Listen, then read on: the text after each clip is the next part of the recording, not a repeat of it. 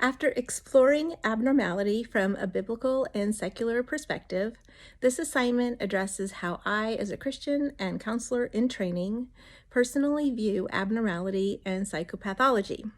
First, I have to say I was very tempted to watch some of your videos first to see what you all thought, but I'm forcing myself to answer this without watching any of your videos until I'm all finished.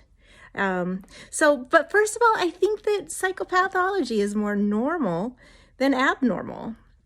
According to the CDC's website, 2022, that is Center for Disease Control, mental illness is one of the most common health conditions in the United States.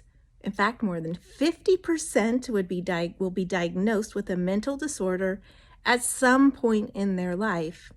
20% of Americans will experience a mental disorder in a given year. So clearly, having at least one period of abnormal mental functioning is quite normal. I think that's important because it takes the stigma away from experiencing some mental difficulties.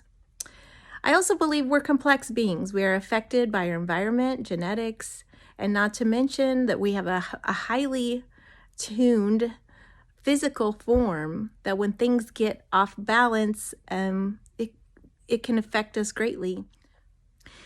We are also spiritual beings. We are affected by the spiritual realm. God stands for truth and Satan stands for lies.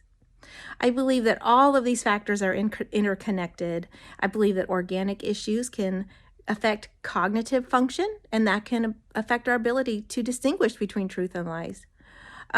Early messages about our values, whether those be positive or negative, they can manifest spiritually and cognitively, organically. So to summarize, I believe that mental issues are quite normal in our fallen world, and that they are a result of the fallenness of our world, whether that be relationships, spiritual issues, organic issues, genetic issues. I believe that all stems from the same source. I also believe that all treatments come from the same source, and all health comes from the same source, and that's God, because God is the source of knowledge, Proverbs 2:6.